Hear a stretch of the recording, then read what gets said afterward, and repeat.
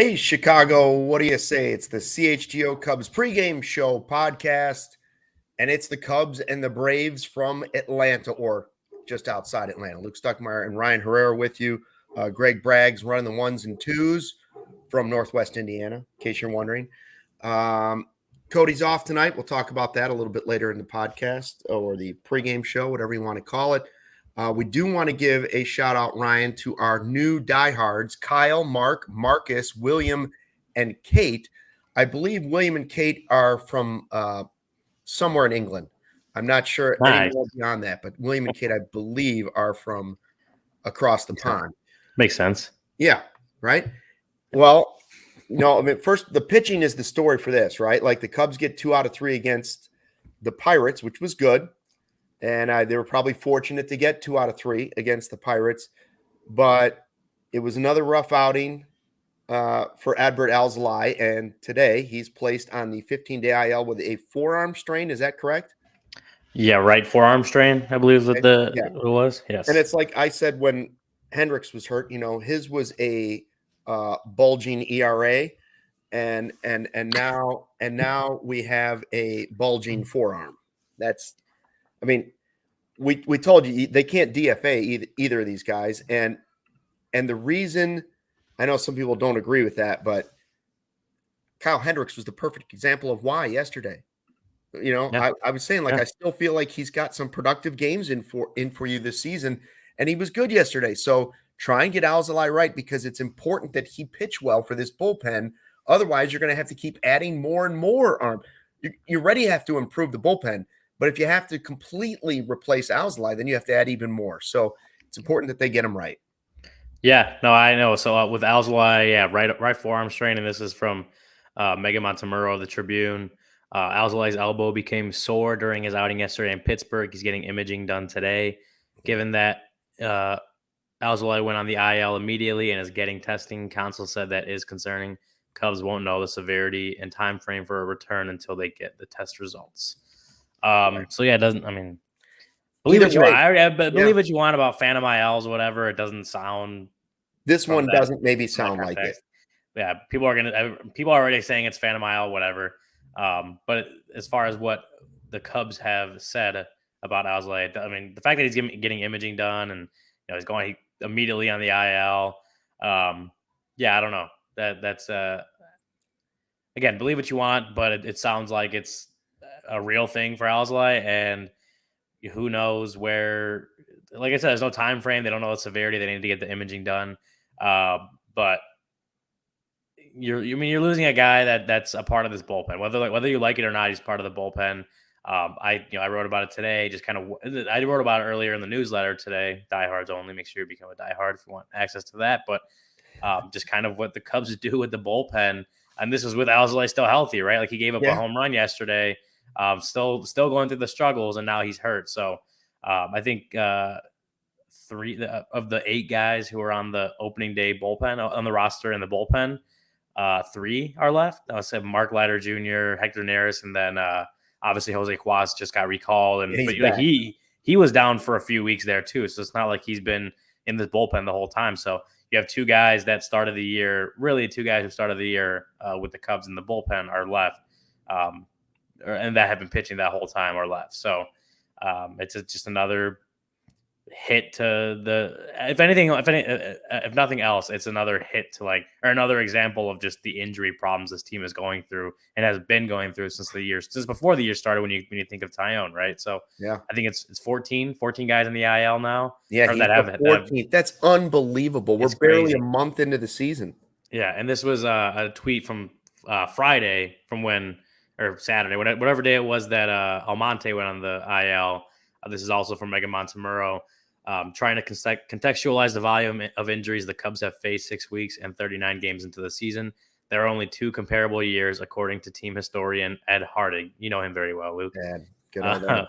2021, 13th player to the IL at the 44th game, and 2022, 13th to the IL at the 29th game. The data goes back to 1960. So obviously very, very on par with some of the worst early season injury luck the Cubs have had, and now you're adding another one to the ILs. It's to that list. Yeah, it is. It is kind of insane to see just what the Cubs have had to deal with as far as the injuries go. Yeah, shout out to everybody that joined us here for the live show on the YouTube chat. Aaron says everything regarding the bullpen is concerning. I mean, that's pretty true. That's pretty true. I mean, I'm still a believer that a bullpen can be fixed mid-season, sometimes fairly easily by just seeing who's pitching well and then going to get them if you need to go get them. But obviously, that costs you some of your chess pieces, right? Some of your checkers pieces or whatever you want to call them. But like that's going to cost you players. So right now, yeah, it's the bullpen's concerning. And Almonte, I was starting to feel comfortable with him at times. And now for him to be hurt. And ALLCITY, I started the season comfortable, and I really hope he's not injured. I mean, an injury might explain why he's been struggling, but I hope I hope it's just something more mechanical, or he's tipping pitches or whatever is not right with him. You hope he can just figure, if he's not hurt, you hope he can figure it out here with a stint on the IL and possibly a rehab. Yeah.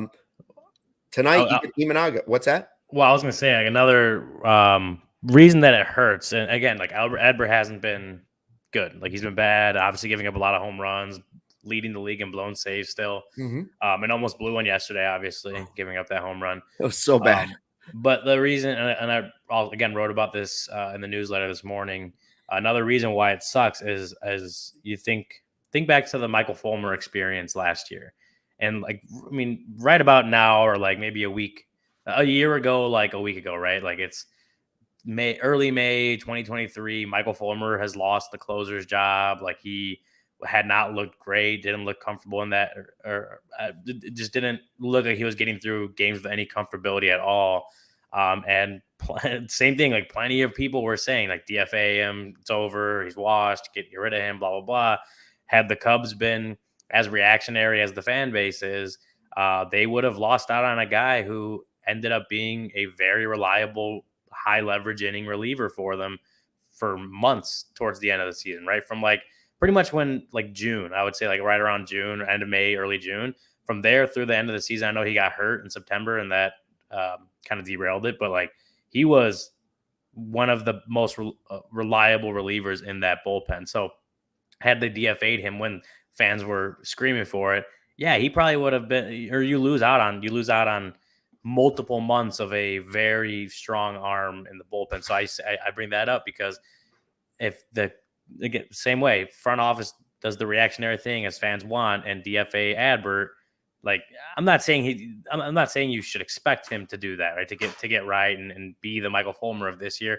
There's a possibility considering he's a guy who's had plenty of success, especially in a relief role with the Cubs before this season. So I think there is some hope that he could turn around and maybe not earn back that closer job, but earn back some trust in high leverage situations. And I think that's possible. But now, however long he may be out with this injury, that just takes a hit to the time. That just, if nothing else, takes away time from him getting right, getting confidence, having success in lower leverage situations and building to that. Like, again, I don't say you expect it. I'm not saying it's a for sure that he would, but they were going to give him the opportunities because they still believe in him. But now you're at least 15 days where, well, now you're not going to know for at least another 15 days. Well, and we get it too. Like, I totally understand that fans are going to be a little more anxious, irrational about moves, individual games than probably the front office is going to be. You want it that way. You don't want the front office to just have a happy trigger on the panic button over and over and over. But it's okay if fans do that. I understand it. I'm just saying be wary of it, because I didn't hear too many people shouting yesterday, Kyle Hendricks is washed. I didn't hear it. Yeah. You know, and whether that's the only game that he pitches well in and they win, he was still a reason they won a division game yesterday against the Pirates. So if it continues to happen, you'll look back and say, wow, I'm glad we took the time to be patient with Kyle Hendricks this season, even if he goes through ups and downs. We're not saying he's a starter, being the number one starter in the rotation anymore. He's not. You're looking at him as like a number 5. And what he gave you yesterday was more than enough from your number 5. That's great for your number 5. 5 Yeah. innings, what was it? 1 run, 2 runs, whatever it was. Yeah. I mean, Yeah. it's a great start. Yeah. For a guy who had a 12 ERA the first 5 times or whatever it was through Yeah. the rotation before he went on the IL, to come back and to come back at a point where it was like, until basically yesterday, or until Saturday, I guess it was, he was supposed to be pitching another rehab start yesterday. He was supposed to make another rehab start yesterday. And then Tyone has, I think it was a back issue that just kind of pushed him back a few days. And so Hendricks is all of a sudden back on the team and starting. And he gave you as good of a start as you could have asked for, considering where it had been before. Now, would you like it to be better than that? Of course. But for a guy who just had not looked good at all to start the year, like you ask for that, you're good with that, and hope he gets better from there. Yeah, Galvin in the chat says, Luke, there's a reason he started against the Pirates and not the Braves. And it's like, yeah, well, the matchups matter. If you have the opportunity to do it, you do it, just like you do it with your bullpen. And it doesn't matter who faces the Braves. Tonight it's Imanaga. It's great that he's going against them. 1.08, the best ERA in the whole league. I think this will be his biggest challenge. I said the last start was his biggest challenge. Now it's tonight. The last start, he already passed the test. It was his second time seeing a team. The Padres got to see him for a second game this season. He passed with flying colors. To me, it was his best start of the season. I know the home run, I personally wouldn't have had him in there. Maybe that's hindsight and second guessing, but whatever it is, he looked great. Imanaga was still great against the Padres. Now he gets a Braves team, but he also gets a break. He's got no Austin Riley in the lineup tonight and no Sean Murphy in the lineup tonight. So even though the Braves still have, 1 through 4, 1 through 5, that's a pretty formidable lineup to look at, but they don't have two of their bigger bats in there right now. Just like the Cubs, there's no Dansby Swanson. The Braves have their own set of injuries right now. They're playing pretty good baseball, and we'll see. He's on the road against a team that has World Series aspirations. See what he's got tonight. It's just another test. Do I believe now in Shota Imanaga after a month? I think so, yeah. I believe guy leads the majors in ERA. What else could you ask for, right? Yeah. I'm looking forward to seeing what he does tonight. I'm glad he doesn't have to face Austin Riley, but still the dangerous lineup. Acuna is still a pretty good challenge. Still a dangerous lineup. Yeah, no, I mean, this is where, as far as litmus tests go, like, you can't really get much bigger than Imanaga going up against the Braves. I guess the Dodgers are in that, right? The Yankees would be one if they don't play them for a while. But like, this is one of the upper echelon of teams in baseball. A lineup that you always look at, you circle, and you like this. There's no holes in this lineup.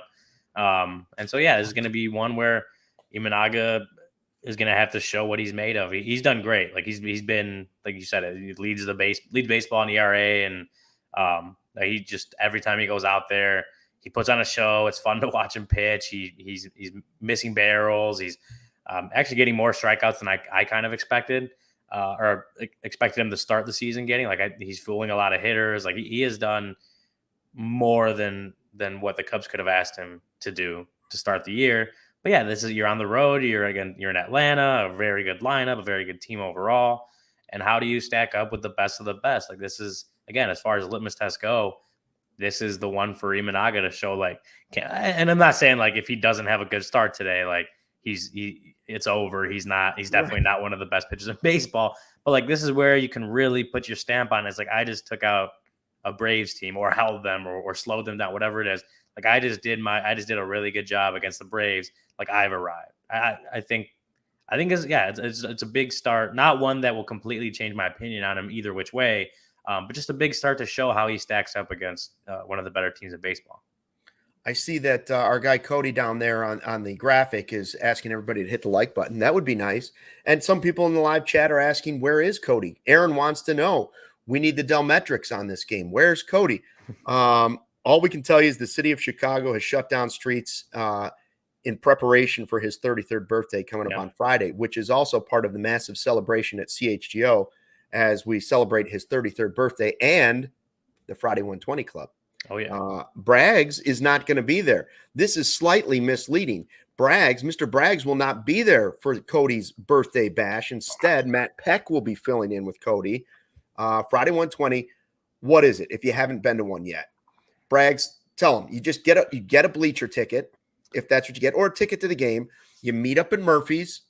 Yep. Party a little bit before the game, and then if you have the Friday 120 shirt or a bleacher ticket, you go in with those guys, and everybody sits together. Now, what did we have last game? Like, I don't know. We had at least 12 people, at least a dozen people in the Friday 120 shirt.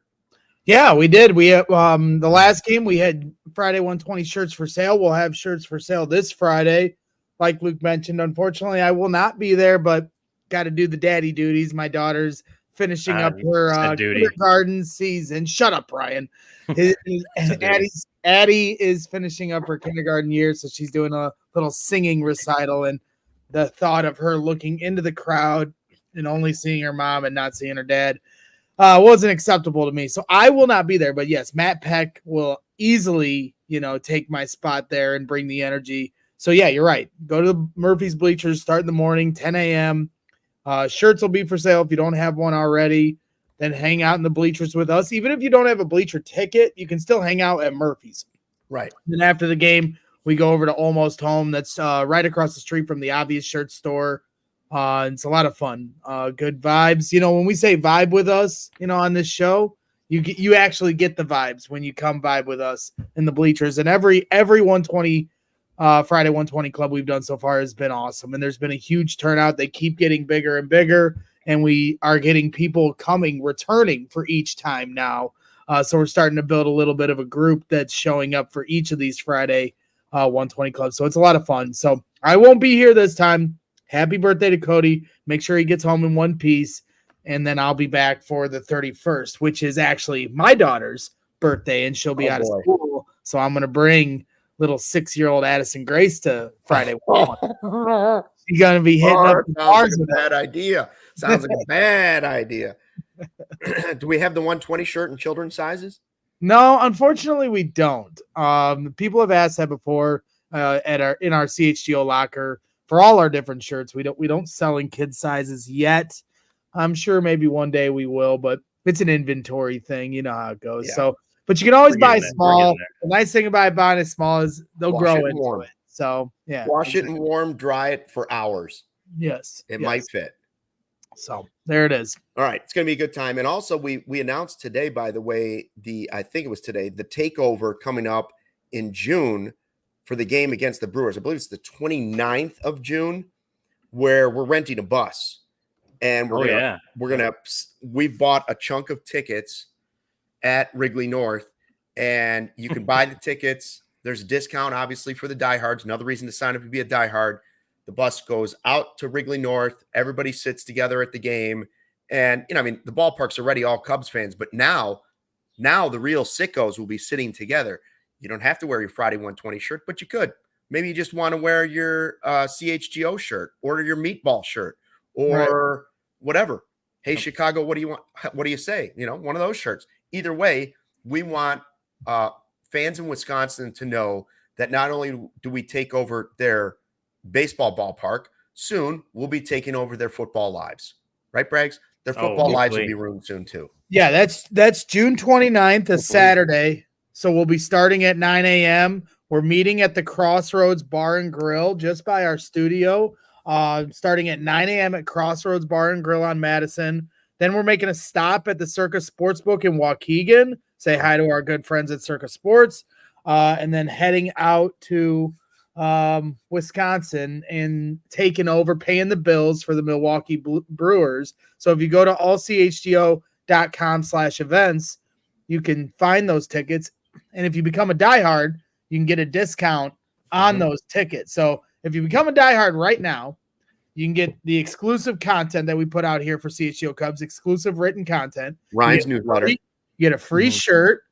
Ryan's knocking it out with the newsletters. And then you get a free shirt from whatever you want from the CHGO locker, and a discount on the event heading out to Milwaukee on the road trip on the 29th. So at that point, you've basically paid for itself at that moment. So right now, great time to become a diehard.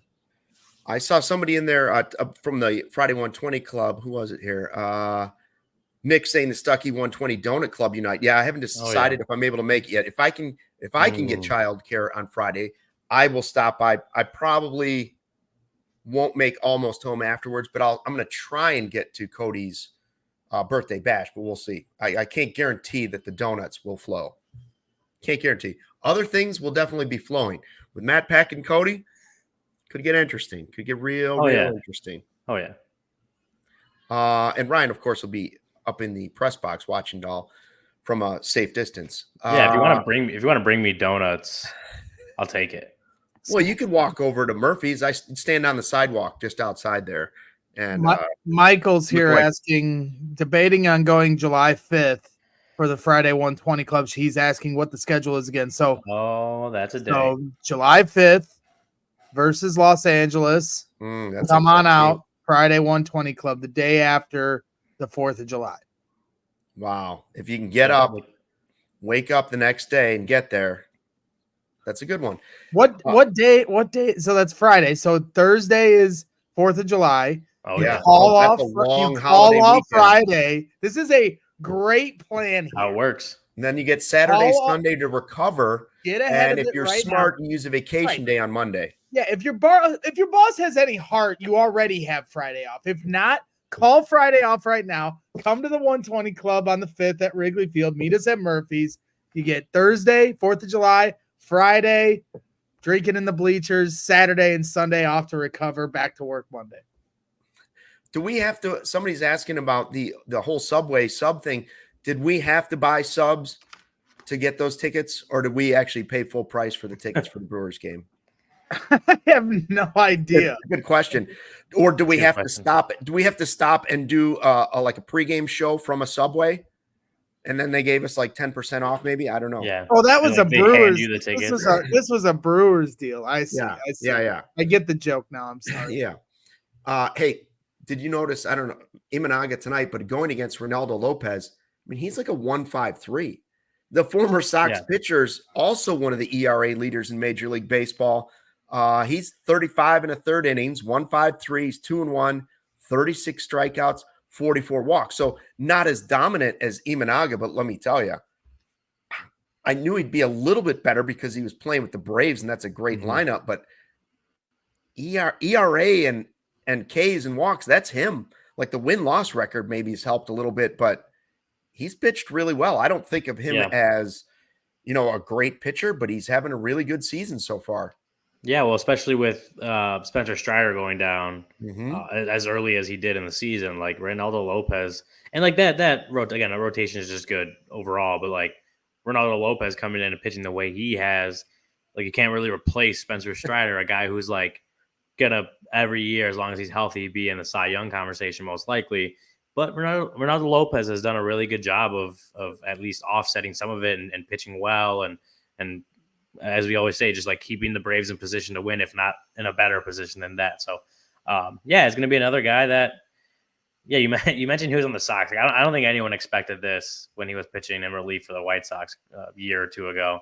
But now, he's come out and he's pitching very well as a starter for the Braves, and another kind of test for this Cubs offense, who, has just been very inconsistent the last 3 weeks or so, right? They've had a couple games where they've put up a lot of runs, like even Saturday's game somehow managed to work their way into with 6 bases loaded walks in 1 inning. They lost the game, obviously, but showing that kind of the plate approach that we saw for a while early in the season of why the Cubs looked like one of the better offenses in baseball for like 3 weeks or so into the year. Since then, though, have been inconsistent, have had games like that still where they show flashes of that, but just haven't seemed to consistently put it all together game to game in a while. And so this is another test for them to see if they can do that and get started on that path. The chat is busting my chops. Apparently I said 44 walks instead of 14 walks. Oh, yeah. My bad. I'm not 44 perfect. walks is a lot. It is a lot. And also, you know what they say, don't let the facts get in the way of a good story. It'd be a better story if it was 44 walks. Oh, yeah. And he had a 1.53 ERA while walking 44 guys in like 36 innings. Yeah. I agree with James Colstock, by the way. Talkman's going to get 4 walks. I should have taken Talkman and who you got. That's a good pick tonight. I mean, you can still change it if you'd like. No. The graphic has been made. I don't like to do it. And Becky's now telling us tomorrow's supposed to be 70% chance of rain. Becky is like our Tom Skilling. She gives a little. Danny Rocket goes to the ballpark. He just looks outside and checks the weather. Becky's checking the radar. Beck's killing. She's checking the radar. You want to do who you got? You want to talk about the lineup, or should we just get right to who you got? Let's get right to who you got. Yeah, I think so. Before we get to that, I got to ask. Saturday, we'll let the chat decide this one because it was Mastroboni and Nico. Yeah, Mastroboni and Nico both had good games. Nico obviously had a homer, but Mastroboni had 3 hits and a walk and a couple runs. So we'll let the chat decide who won Saturday between. Yeah, I haven't looked at those stats. A Nico home run's pretty rare, but 3 hits and a walk for Mastroboni also sounds pretty impressive. So I'll go back and look at it too. I didn't know it was that close. I just knew my guy didn't win. Yeah, no. Once I know my guy doesn't win, I kind of check out on it. So yeah. But Daniel says Nico set the tone, but Gary says Mastro wins, and I hate to say that. Oh, here we go. Now Edward's saying Mastro. Well, think about it. We'll have check it out during the game. At the end of the year, at the end of the game, we'll have the count because I have the full standings available on hand. All right, who you got for tonight? Braggs, not normally producing for us, and he was busy doing Bears podcasts and stuff. He was harping on us to get our picks in. He wanted the picks before the lineups were even out. So I just said, all right, fine, Nico. I know he's got to play because Dansby's not playing. So I took Nico strictly for the reason that I knew he was going to be in the lineup. Sure. You went Morel? Morel. He's bad. He had a good last week and a half, 2 weeks, right? So expect that to continue for Mr. Morel. Cody is taking Mastroboni because he likes to save players. Corey chimed in and got Hap. And then Brendan tried to take after I picked Nico, 5 minutes later, he's like, I'll take Nico. No, he's already been taken. Then he tried to take Morel. Like, this man is distracted at work in California.